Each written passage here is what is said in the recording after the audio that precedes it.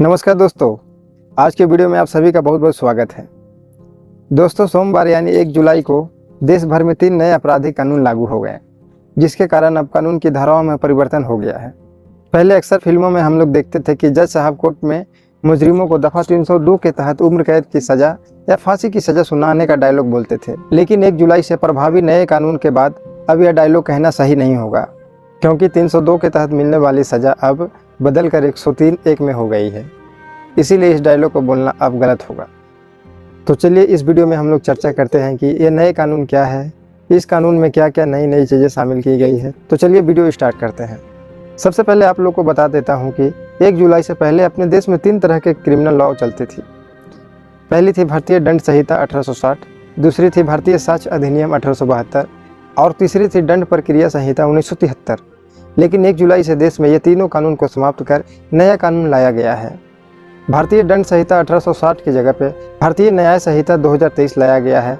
वही भारतीय साक्ष्य अधिनियम 1872 की जगह पर भारतीय साक्ष्य अधिनियम 2023 लाया गया है और दंड प्रक्रिया 1973 की जगह पर भारतीय नागरिक सुरक्षा संहिता 2023 आ गया है। इन कानूनों में बदलाव के लिए 12 दिसंबर 2023 को संसद में बिल पेश किया गया था। बिल पेश करने के 9 दिन बाद यानी 21 दिसंबर 2023 को संसद से तीनों विधेयक पारित कर दिया जाता है।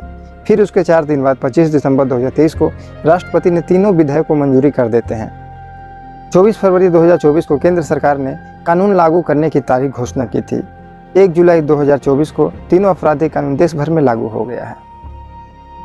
1 जुलाई से तो नए कानून लागू हो गए हैं, लेकिन पहले से दर्ज केस अंतिम निपटारे तक पुराने कानून के तहत ही चलेगा।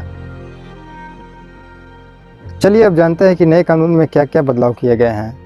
भारतीय दंड संहिता 1860 की जगह लेने वाले अब भारतीय न्याय संहिता में 358 धाराएं हैं, जबकि पहले भारतीय दंड संहिता में 1511 धाराएं हुआ करती थी। ठीक इसी तरह भारतीय साक्ष्य अधिनियम 1872 की जगह लेने वाली भारतीय न्याय सुरक्षा संहिता में पिछले 484 की तुलना में 531 धाराएं हैं और तीसरी दंड प्रक्रिया संहिता 1973 की जगह लेने वाली भारतीय साक्ष्य अधिनियम में 170 धाराएं हैं।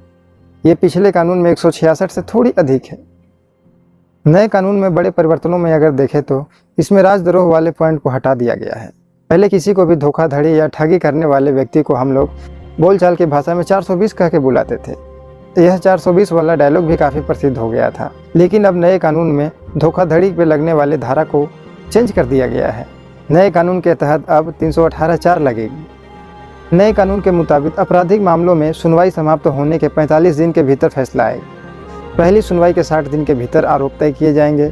सभी राज्य सरकारों को गवाह की सुरक्षा और सहयोग सुनिश्चित करने के लिए गवाह सुरक्षा योजना भी लागू करना होगा। नए कानून में बलात्कार पीड़ितों के बयान महिला पुलिस अधिकारी की ओर से पीड़िता के अभिभावक या रिश्तेदार की मौजूदगी में दर्ज किए जाएंगे।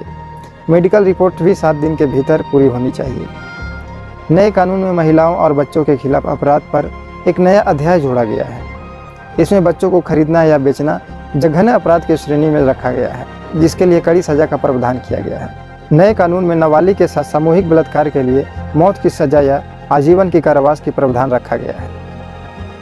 इसके अलावा नए कानून में महिलाओं के खिलाफ अपराध के पीड़ितों को 90 दिन के भीतर अपने मामलों पर नियमित अपडेट प्राप्त करने का अधिकार होगा। सभी अस्पतालों को महिलाओं और बच्चों से जुड़े अपराध के मामले में मुफ्त इलाज करना जरूरी होगा।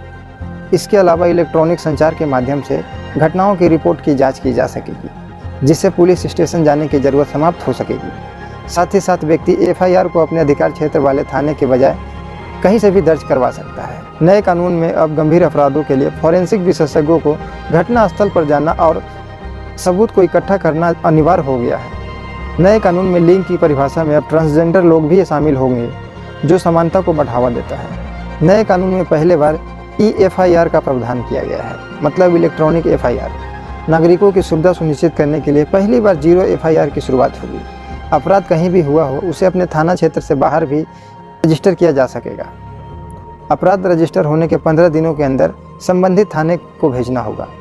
साथ ही साथ इस कानून में अब एक ऐसा प्रावधान किया गया है जिससे हर जिले और हर पुलिस के थाने में एक ऐसा पुलिस अधिकारी को नामित किया जाएगा जो गिरफ्तार किए गए व्यक्ति के परिवार को उसके गिरफ्तारी के बारे में ऑनलाइन और व्यक्तिगत रूप से सूचना देगा। साथ ही साथ इस नए कानून में SMS के जरिए भी अपडेट दी जाएगी। नए कानून में शादी का झांसा देकर संबंध बनाने वाले अपराध को रेप से अलग अपराध माना गया है, यानी उसे रेप की परिभाषा में नहीं रखा गया है। नए कानून में अब मॉब लिंचिंग भी अपराध के दायरे में आ गया है। मॉब लिंचिंग के मामले में 7 साल का कैद या उम्र कैद या फांसी की सज़ा का भी प्रावधान किया गया है। तो चलिए वीडियो के लास्ट में आपको कुछ गंभीर कांडों में भारतीय न्याय संहिता के तहत परिवर्तित हुए धाराओं के बारे में आपको बताता हूँ। पहले हत्या के लिए 302 धारा लगती थी, जो अब 103 के एक धारा लगेगी। लूट के लिए पहले 392 धारा लगती थी, जो अब 309 के 4 लगेगी। डकैती के लिए पहले 395 धारा लगती थी, जो अब नए कानून में 310 के 2 लगेगी। दुष्कर्म के लिए पहले 376 लगती थी, जो कि अब नए कानून में 64 लगेगी। सामूहिक दुष्कर्म के लिए पहले 376 का डी लगता था, वही इसे नए कानून में धारा 70(1) में रखा गया है। समान अपहरण के लिए 363 लगता था, जो अब 137(2) लगेगी। फिरौती अपहरण के लिए पहले 364(a) लगता था, जो कि अब 140(2) लगेगी। पहले चोरी के लिए 379 लगता था, जो कि अब 303 के 2 लगेगा। दहेज प्रताड़ना के लिए पहले धारा 498(a) लगती थी, जो कि अब नए कानून में धारा 85 में रखा गया है। दहेज के लिए हत्या का पहले 304 का बी लगता था, वही नए कानून में इसे 80(4) लगाया गया है। सरकारी कार्य में बाधा के लिए पहले 353 लगते थे, वो अब 132 लगाया जाएगा। हत्या के प्रयास करने के लिए पहले 307 लगता था, जो अब 109 लगेगी। धोखाधड़ी के लिए पहले 420 लगती थी, जो कि अब 318 के 4 लगेगी। आपराधिक षड्यंत्र के लिए पहले 120 का बी लगता था, वह अब 61 लगेगा। छेड़खानी के लिए पहले 354 लगती थी, अब 74 लगेगा। लापरवाही से मौत के लिए पहले धारा 304(a) लगता था, जो कि नए कानून में अब 106 लगेगा। हमारे द्वारा दी गई इस छोटी सी जानकारी अगर आपको अच्छा लगा तो आप हमारे वीडियो को लाइक करें, चैनल को सब्सक्राइब करें। बहुत ही जल्द मिलते हैं कि अगले वीडियो के साथ, तब तक के लिए नमस्कार।